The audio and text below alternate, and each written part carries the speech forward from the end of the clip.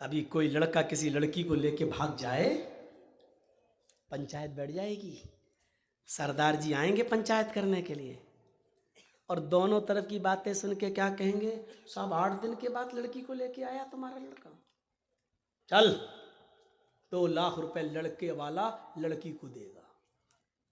होता कि नहीं होता फैसला? ऐसा फैसला करने वाले सरदारों, कयामत के दिन अपनी गर्दन अल्लाह के अजाब में डाल चुके हो तुम।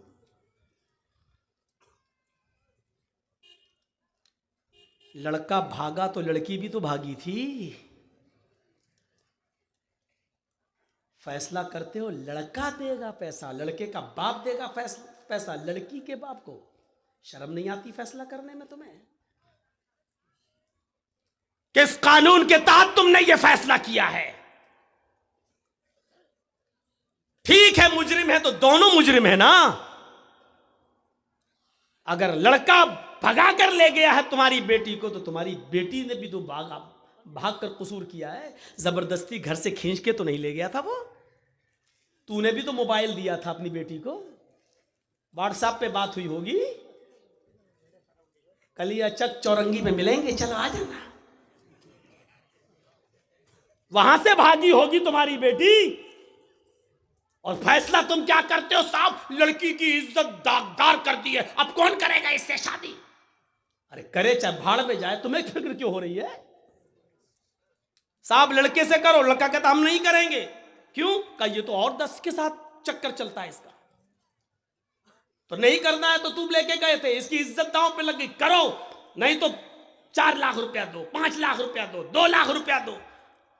लड़के का बाप भी सोचता है 2 लाख रुपए दे के छुटकारा पालो। ये फैसला तुम करते हो, जबकि फैसला ये होना चाहिए कि अगर दोनों शादीशुदा हैं तो दोनों को पत्थरों से मार मार के खत्म कर दो।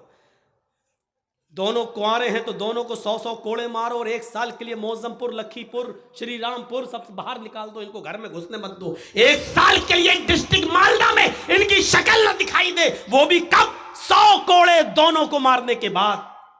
फिर 1 साल के लिए दोनों को शहर से बाहर निकालो। जिनकी सजा ये होनी चाहिए, उनकी सजा आप क्या दे रहे हैं? लड़के वाला 2 लाख रुपए देगा। भाई तेरे बाप का कानून चल रहा है यहाँ। कुरान कहता है लड़का लड़की भागने में और जिनाकारी में लड़की का रोल नंबर 1 होता है, लड़के का रोल 2 नंबर पे होता है। गलती लड़की की तरफ से ज्यादा होती है। ये कुरान कह रहा है सजा लड़की के बाप को मिलनी चाहिए, लड़की को मिलनी चाहिए, सजा आप लड़के को दे रहे हैं आप। कुरान ये कहता है कि जिनाकारी में, बदकारी में, लड़के को बहलाने में, फुसलाने में, लड़के को भगाने में लड़की का रोल अहम होता है। अज़्ज़ानियतु वज़्ज़ानी फजलिदू कुल्ल वाहिदिम मिनहुमा मियता जल्दा। अल्लाह ने पहले ज़ानिया औरत का नाम लिया, लड़की का नाम लिया। जिना करने वाली लड़की बदचलन, लड़की बदचलन लड़का, गलत काम करने वाली लड़की, गलत काम करने वाला लड़का। अभी तक तुम्हारा कैमरा सेट नहीं हुआ भाई? इतनी देर में तो लड़की सेट हो जाती है आज के माहौल के हिसाब से। अब ये वो लोग सुनने आए हैं, बताइए तो आप, ये लोग सिर्फ अपना चैनल चलाने आए हैं, कमाने आए हैं। हवा निकाल दिया? चाचा तुम मत उठना, यहीं बैठे रहना, पूरी तकरीर सुनना आज। अगर गए तो हम चाची से शिकायत कर देंगे आपकी, इसमें भी भलाई है। सुनिए मेरे भाइयों, बड़ी अच्छी बात बता रहा हूं। लड़की की तरफ से गलत काम के लिए उकसाया जाता पहले। सरदार लोगों, आपको कुरान की रोशनी में मैं मशवरा दे रहा हूं, कोई सरदार हमारा मुखालिफ नहीं है। जितनी इज्जत, सच है, हकीकत है, मेरे पूरे हिंदुस्तान में प्रोग्राम होते हैं, बाहर भी गया हूं, अभी कोरोना के चक्कर में नहीं जा पा रहा हूं। अल्हम्दुलिल्लाह अक्सर मुल्कों में मैं जा ही चुका हूं, कंट्रीज़ में। लेकिन ये भी कहता हूं मैं डंके की चोट पर कि जो प्यार, जो मोहब्बत, जो इज़्ज़त बंगाल वालों ने मुझे दी है, यकीनन वो मुझे ना तो यूपी में मिली, ना पूरे हिंदुस्तान में कहीं और मिली। ये भी मैं इस बात का इकरार करता हूँ। लेकिन इसका ये मतलब नहीं है कि अब आप इस तारीफ में फूल जाएं, साहब हम बड़ी इज्जत करते हैं।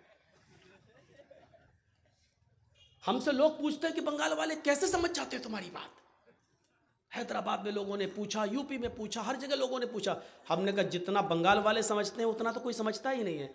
यूपी में मैं कह रहा हूं कहां तुमको वोट डालना चाहिए, कोई समझ ही नहीं रहा। बंगाल में मैंने एक इशारा किया, पूरे बंगाल ने वही ठोंक दिया जहां मैं चाहता था। मैंने कहा जितना बंगाल वाले मेरी बात मानते हैं और समझते हैं उतना तो पूरे हिंदुस्तान में कोई नहीं समझता।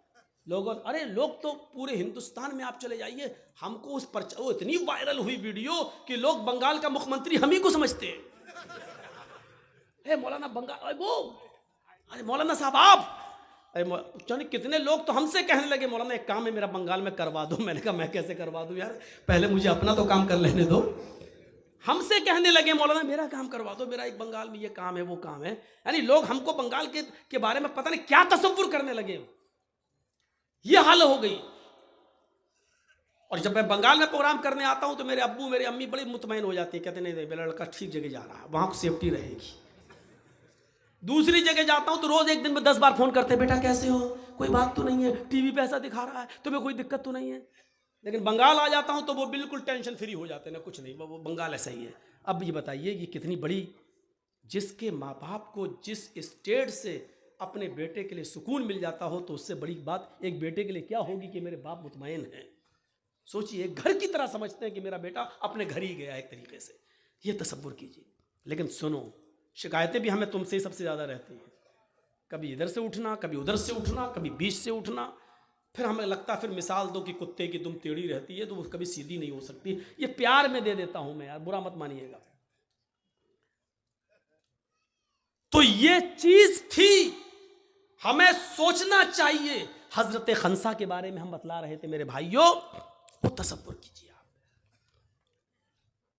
8 हिजरी के बाद जब वो खंसा इस्लाम लाई तो उसने क्या नसीहत की अपने बेटों से, मेरे बेटों ये जंग होने जा रही है जिसमें मुसलमान इस जंग में बढ़ चढ़कर हिस्सा ले रहे हैं। तो मेरे 4 बेटे हो, चारों बेटे मैदान जंग में कूद जाना। आए मेरे बेटो, जंग में जाने से पहले मैं तुम्हें एक बात बता दूं, कोई बेटा अपनी मां को गलत नहीं मानता। वो छोड़ दिया मैंने कि लड़की की तरफ से शुरुआत होती है, बात वहाँ से थी लेकिन छोड़ दिया। चलो पूरा कर देता हूँ। हमेशा याद रखना कि जिना की शुरुआत लड़की की तरफ से होती है। अगर लड़की ये चाह ले कि मेरे जिस्म को कोई हाथ नहीं लगाए तो जिंदगी में कोई लड़का किसी लड़की को हाथ नहीं लगा सकता, ये याद रखिएगा। यहां कानून है, अब तो 21 साल का कानून बन रहा है, बल्कि बन भी गया है, शादी 21 साल में होगी। जितनी लड़कियों की शादी की उम्रें बढ़ाई जाएंगी उतने ही रेप के केस ज्यादा होंगे, उतने ही शिकायतें ज्यादा मिलेंगी आपको। देखिएगा, साहब वो पढ़ नहीं पाती हैं, जो पढ़ने वाली होती है ना वो शादी के बाद भी पढ़ के दिखा देती है, और जो जिसको नहीं पढ़ना है तो माफ कीजिएगा प्रधानमंत्री बनकर भी वो अंगूठा टेक रहता है।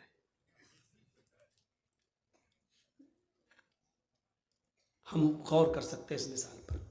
इसीलिए कुरान ने क्या कहा, जिना करने वाली लड़की और जिना करने वाला लड़का, फजलिदू कुल्ला वाहिदतिन मिनहुमा, इन दोनों में से हर एक को 100-100 कोड़े मारो। ये कुंवारे लड़कों के लिए और लड़कियों के लिए सजा है जिनकी शादी नहीं हुई है और गलत काम हो गया, दोनों की सजा। लेकिन इसमें लड़की, इसलिए कि अल्लाह ताला पहले लड़की का नाम ले रहा है। जिना करने वाली लड़कियों को बुरा नहीं मानना चाहिए, क्योंकि कुरान कह रहा है। हमारे सरदार साहब को भी फैसला सोच समझ के करना चाहिए। लड़के वाला दे 5 लाख रुपया, लड़की को बासा, सब लड़का क्यों लेके गया? ये चीज सही नहीं है। सजा मिलनी चाहिए तो दोनों को मिलनी चाहिए, और नहीं दे रहे हो तो दोनों को नहीं दो। और मेरी नजर में तो यह है कि दोनों अपनी मर्जी से भागे हैं तो दोनों के माँ बाप को चाहिए कि इनका निकाह करा दिया जाए। लेकिन ये चीज बहुत ज्यादा पत फैलने दो। अगर हर दोनों जो भागा और जो भगा के ले गया दोनों के निकाह होने लगे तब तो फिर आम हो जाएगा। फिर जो लड़का जिस लड़की को चाहता है और उनके माँ बाप शादी नहीं होने देते हैं तो वो दोनों भाग ही जाएंगे, बाद में तो समाज में शादी हो ही जाएगी हम दोनों की, ऐसे नहीं होगी, इसलिए भाग चलो। इसलिए इस चीज पर बहुत गौर करने की जरूरत है कि ये कैसे रुकेगा। मस्जिद आपके यहां बन रही है, चंदे का ऐलान हो रहा है, मस्जिद की कमेटी बन गई, जलसे की डेट ली गई, जर्जी साहब 29-30 दिसंबर दे दी, जलसे की कमेटी बन गई। इन लड़कियों पर कैसे नकेल कसे, गरीब लड़कियां बैठी हुई, इनकी शादी कैसे हो, जहेज कैसे रोके, इस पर भी कमेटी बननी चाहिए आपकी और हमारी, इस पर गौर करना चाहिए। तो खंसा ने अपने चारों बेटों से कहा, मेरे बेटो कल मैदान जंग में कूद जाना। लेकिन कोई मां अपने बेटे को अपनी सफाई पेश नहीं करती है। लेकिन मां जब उसके चारों बेटे मैदान जंग में जाने लगे, ईमान देखिए, ताकत देखिए, बुनियाद से रिश्ता देखिए, चारों बेटे जब अपने हाथ में नंगी तलवार ले लेते हैं और मैदान जंग की तरफ जाते हैं तो मां आंखों में आंसू भरे हैं, लेकिन उसने आंखें आसमान पर डाली और आंसुओं को पी जाती है। अपने बेटों के सामने उसने आंसुओं को जमीन पर नहीं गिरने दिया। कहती है, मेरे बेटो मैं उस अल्लाह की कसम खा के कहती हूं, जिस तरह तुम्हारी मां एक है, यानी तुम चारों की मां एक है, उसी तरीके से तुम चारों का बाप भी एक है। यानी मैंने तुम्हारे बाप की अमानत में कभी खयानत नहीं की है। यानी तुम्हारी मां ने किसी गैर मर्द का मुंह नहीं देखा है और मेरा कोई दूसरा शौहर भी नहीं रहा है। तुम चारों की जिस तरह मां एक है, उसी तरीके से तुम चारों एक ही बाप के बेटे हो। मेरे बेटो, तुम्हारी मां ने कभी तुम्हारे बाप की अमानत में खयानत नहीं की है। तुम मेरे ही बेटे हो। मेरे मरहूम बाप जो इंतकाल कर चुके, मेरे शौहर, तुम उसी मरहूम बाप की औलाद हो। आए मेरे बेटो, तुम्हारा बाप तुम्हारा जन्नत में इंतजार कर रहा है, या तुम्हारा बाप हालत कुफ्र में मर गया तो वो अपने अंजाम को पहुंच गया। लेकिन मैं अपनी अमानतदारी बता रही हूं कि मैंने तुम्हारी बाप की अमानत में मैंने खयानत नहीं की है। अरे मेरे बेटो, अगर तुम मैदान जंग में लड़ते लड़ते शहीद हो गए और मुझे तुम्हारी शहादत की खबर की इत्तला मिली तो मुझे खुशी मिलेगी। चारों बेटे मैदान जंग में गए। पहला बेटा कत्ल कर दिया गया, दूसरे बेटे ने झंडा पकड़ लिया, फिर मैदान जंग में लड़ा, दूसरा बेटा शहीद हो गया, तीसरे बेटे ने मैदान जंग में तलवार संभाल ली, तीसरा भी कत्ल हो गया तो चौथे बेटे ने मैदान जंग में मार का संभाल लिया, चौथा भी कत्ल कर दिया गया। जब चारों बेटे कत्ल हो गए तो एक दौड़ता हुआ घुड़सवार आया और कहने लगा, खंसा बाहर निकलती है, क्या हुआ? क्या उमर फारूक का लश्कर जंग जीत गया? कहा नहीं मां, जंग जारी है। फिर तुम क्यों आए हो? मैं तुम्हें बताने आया हूं, मां तेरे चारों बेटे मैदान जंग में शहीद हो गए। जब उस औरत ने, उस खंसा ने ये सुना कि मेरे चारों बेटे मैदान जंग में शहीद हो गए, नजरें आसमान के ऊपर डालती है, क्या कहती है?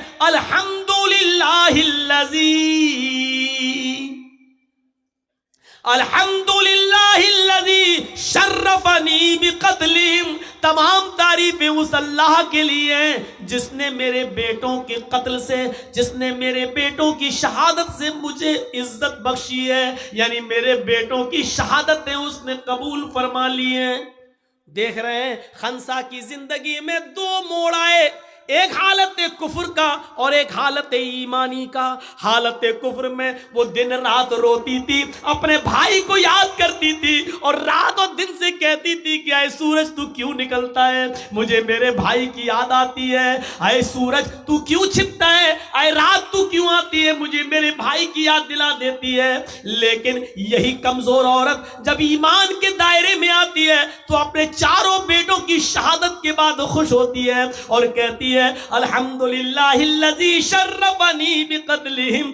तमाम तारीफें उस अल्लाह के लिए जिसने मुझे मेरे बेटों की शहादत से मुझे इज्जत बख्शी है, मुझे मुशर्रफ किया है। अब आप समझ लीजिए ईमान किसको कहते हैं मेरे भाइयों।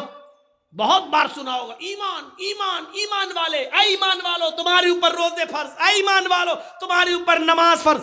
लेकिन ईमान कहते किसको हैं? सुनो, आज हम ईमान की डीपली गहराई के अंदर जाकर हम आपके दिमाग में इस बात को घुसा रहे हैं कि ईमान की हकीकत को समझने की कोशिश करो। मोमिन कहलाना बहुत आसान है, लेकिन मोमिन बनकर दिखाना बहुत मुश्किल है। जो अपने भाई का गम नहीं भूल पा रही थी, वो अपने बेटों की शहादत पर खुश है और कह रही है कि क़यामत के दिन अल्लाह इन बेटों की शहादत के बदले मुझे भी जन्नत दे देना, क्योंकि मैंने भी अपने बेटों को खोया है। अगर मेरे बेटों ने शहीद होकर मैदान जंग में लड़कर अगर उन्होंने अपनी जान का नजराना दिया, तो मैंने भी अपनी कोख से पैदा करने के बाद अपने बेटों को खोया है। जरा तसव्वुर करो, ईमान किसको कहते हैं? ईमान वो औरतें ईमान क्या जाने जो अपने 5-6 साल के बच्चे की पैंट की चैन खोलकर नालियों में पेशाब कराती है, खड़े होकर बेटा यहां कर ले। वो क्या जाने ईमान से क्या ताल्लुक है? वो औरतें ईमान का ताल्लुक क्या जाने जो अपने बेटे का आज 5 साल का 6 साल का हो गया है, अपनी सहेलियों को बुलाकर घर में केक काटती हैं और कहती हैप्पी बर्थडे टू यू। यह ईसाइयों की मुशाबिहत है, ये गैर मुस्लिमों की मुशाबिहत है जो आज हम कर रहे हैं। मन तशब्बह बिकौमिन फहुवा मिन्हु। अपने बच्चों का जन्मदिन और बर्थडे मनाने वालों, कयामत के दिन ईसाइयों के साथ उठाए जाओगे, गैर मुस्लिमों के साथ उठाए जाओगे। मनाओ, कितने शौक से मनाते हो अपने औलाद का जन्मदिन, मनाओ। ईमान तो निकल चुका है, बुनियाद से हमने रिश्ता खत्म कर दिया है। हम क्या जाने ईमान किस चीज का नाम है। ये औरतें अपने बच्चों का जन्मदिन मनाती हैं, शर्म आनी चाहिए। 5 साल का हो गया, नहीं, तेरा बेटा 5 साल अपनी जिंदगी के कम कर चुका है, इसको सोच। 10 साल का हो गया, हाँ 10 साल का हो गया, लोग कह रहे अल्लाह इसकी उम्र लंबी कर। अबे लंबी कहां कर, वो तो 10 साल कम कर चुका है। तेरी दुआ करने, लंबी दुआ करने से लंबी थोड़ी हो जाएगी, वो तो अब 11 साल का। ये खौवे लोग हैं, ठूसने आते हैं और दुआ देते लंबी उम्र हो। माफ कीजिएगा, नाजायज काम करके वहां दुआ दे रहे हो, वहां दुआ भी कबूल नहीं होगी। गलत काम करके दुआ कर रहे हो। 400 आदमियों की बारात गई, डीजे बजे, लड़के ने सेहरा बांध लिया हाथी की सूंड की तरह लटकाया, मेहंदी लगा ली हाथ में। पोंपूलाल पहुंच गए, बैठ गए स्टेज पर, वीडियो बन रही है और वीडियो बनने के बाद लड़की की वीडियो बन रही है, दुल्हन की, हेमा मालिनी की अम्मा की। आज वो इतनी सजी हुई है, लिपस्टिक, क्रीम, पाउडर सब लग रही है जैसे वो हेमा मालिनी की अम्मा बन गई हो, लगी। उसकी भी वीडियो बन रही है। ये सारे हराम काम करने के बाद निकाह पढ़ने के पढ़ा जा रहा है। मौलाना साहब कह रहे हैं निकाह कबूल किया, लड़के ने कह दिया निकाह कबूल किया, और निकाह के बाद दुआ हो रहा अल्लाह शादीशुदा जिंदगी में बरकत अता फरमा। हराम काम करने के बाद बरकत की दुआ दे रहे हो, 2 साल में तलाक हो जाएगी। शर्म नहीं आती तुम्हें दुआ देते हुए? सारे हराम काम करने के बाद वहां दुआ दे रहे हो।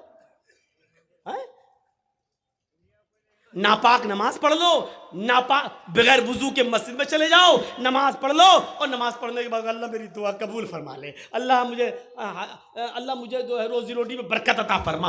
अब आप गौर करो, ये सारे गलत काम करने के बाद आप दुआ मांगेंगे, दुआ कबूल होगी? दुआ कबूल कहां होगी? जब आपका रिस्क भी हलाल हो। आपने 100 रुपए का पंजाबी खरीदा, 99 रुपए आपने रिक्शा चलाया, ई रिक्शा चलाया, टोटो चलाया, और कुर्ता मिल रहा है 100 रुपए का, पंजाबी मिल रहा है 100 रुपए का, 99 रुपए आपके मेहनत के, 1 रुपया आपको हराम का मिल गया। आपने 100 रुपए मिला के पंजाबी ले लिया, आपने वुजू भी बनाया, आपने गुस्ल भी किया, आपने नमाज भी पढ़ी, आप दुआ भी मांग रहे हैं, लेकिन अल्लाह के नबी फरमाते हैं कि जब तक वो कुर्ता तेरे जिस्म पर रहेगा, रब्बे काबा की कसम, उस जात की कसम जिसके कब्जे में मेरी जान है, अल्लाह के नबी कहते हैं 1 रुकू कबूल नहीं, 1 कयाम कबूल नहीं, 1 सजदा कबूल नहीं। 99 रुपए हलाल के, 1 रुपया हराम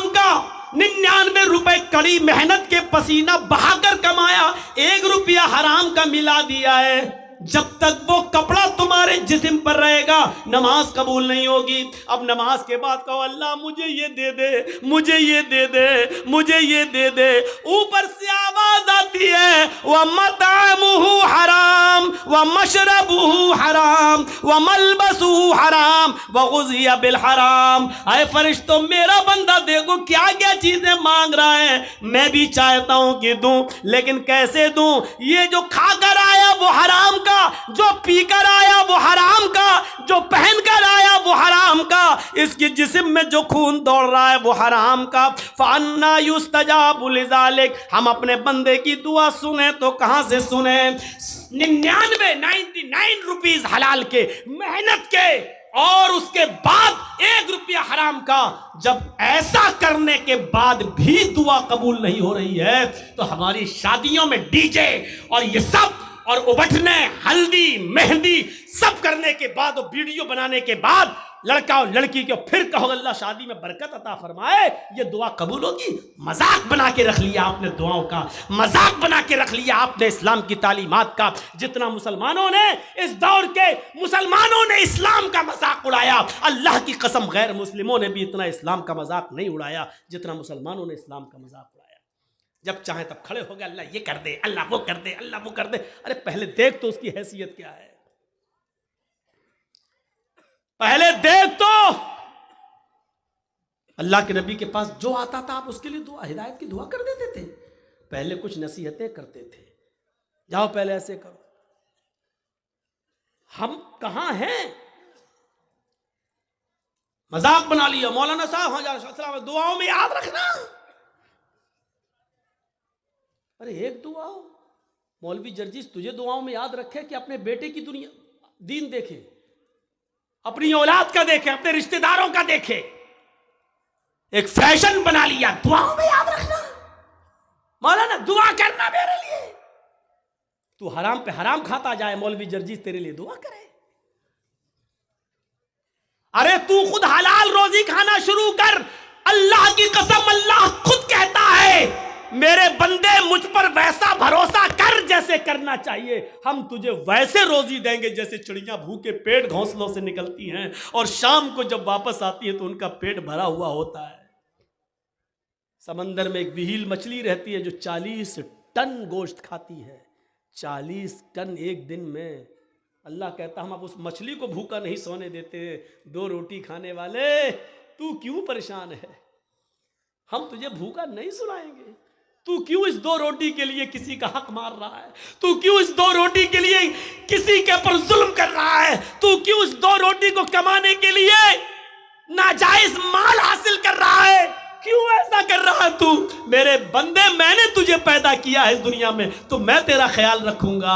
मैं तो वो हूं जो काले रंग की काली चींटी जब काले पहाड़ पे चलती है तो मैं उसको भी रिस्क देता हूं। समंदर की तारीकी में कोई मछली भूखी नहीं सोने देता हूं। तू क्यों परेशान है? तू मुझ पर भरोसा तो कर। ईमान नहीं हमारे पास, कहां चला गया हमारा ईमान? मैंने बताया ना, ईमान की सबसे बड़ी खूबी क्या है? उसके अंदर ताकत आ जाती है, उसको अल्लाह के सिवा कुछ नहीं दिखाई देता। नहीं यकीन आता है? 50 बार सुना होगा, मेरे मुंह से भी सुन लो। इब्राहिम अलैहिस्सलातु वस्सलाम को अल्लाह ने एक बेटा दिया, पहला बेटा इस्माइल, हाजरा के पेट से। हुक्म होता है आए इब्राहिम अपनी बीवी और बेटे को बियाबान जंगल में छोड़कर चले आओ। और सुनो, हम सोच बेचारी चाचा बैठे हैं, उसको देखो वो जा रहा है उठ के। जाने दो अभी ये लोग निकल जाए तो अभी अच्छा है। लगता है शुगर पेशेंट है शायद। सुनिए, अब लोग वो भी सोच रहे होंगे जब ड्राइवर ही चला गया तो हमको जाने में क्या है। होता है कि जब जलसे का सदर जो होता है प्रेसिडेंट, वो ड्राइवर होता है। जब वही पूरा जलसा चलाता है, जब ड्राइवर ही चला गया तो पैसेंजर तो अपने आप उतर जाएंगे। कहीं ढाबे पे जब बस रुकती है, ड्राइवर और कंडक्टर जब चाय पीने के लिए उतरते हैं तो पैसेंजर भी उतर जाते हैं। मेरे भैया, इस वक्त हम चला रहे हैं गाड़ी, हमारा ख्याल रखो ना, गाड़ी भिड़ जाएगी। तो इंसानी ज़रूरियात हैं, हो जाती हैं, लेकिन जो को ज़्यादा ज़रूरत लगती है वो पीछे बैठा करें। इब्राहिम अलैहिस्सलाम को हुक्म होता जाओ और बियाबान जंगल में छोड़ दो। मेरी माँ बहनों सुनो, हम माँ बहनों कहते हैं, बहनों भाइयों नहीं। बहनों भाइयों वाले और दूसरे लोग हैं। थोड़ा सा तो फ़र्क होना चाहिए ना, डिफरेंट होना चाहिए, वरना लोग कहेंगे उनमें इनमें फ़र्क क्या रह गया है। बहुत फ़र्क है, ज़मीन व आसमान का फ़र्क है। इब्राहिम अलैहिस्सलाम को हुक्म होता और वो अपनी बीवी को मैदान मिना में छोड़ देते हैं। सोचिए तो सही, जिन लोगों ने हज किया है इस वक्त उनकी नजरें उस जगह पर होंगी, और जिन्होंने नहीं किया है वो जरा आओ, मैं तुम्हारे सामने ऐसा नक्शा खींचूं, तुम्हें भी लगे कि हाँ जरजीत साहब जो नक्शा खींच रहे हैं गोया कि मैं उसी मक्के में हूं। जिस जगह पर इब्राहिम अलैहिस्सलाम ने अपनी बीवी हाजरा को छोड़ा, उस वक्त उनके पास थोड़ा सा सत्तू था, एक दिन का या 2 दिन का पानी था बस। ऐसी जगह पे छोड़ा जहां बड़े बड़े दरख्त थे, पेड़ थे, ट्रीज थी बहुत ज्यादा, लेकिन उन दरख्तों पर कोई चिड़िया नहीं बैठी थी, कोई परिंदा नहीं बैठा था। चिड़िया भी ऐसी जगह पर घोंसले बनाती है जहां आसपास उनको पानी मिल जाए, लेकिन वहां तो आसपास कहीं पानी ही नहीं। इसलिए चिड़ियों ने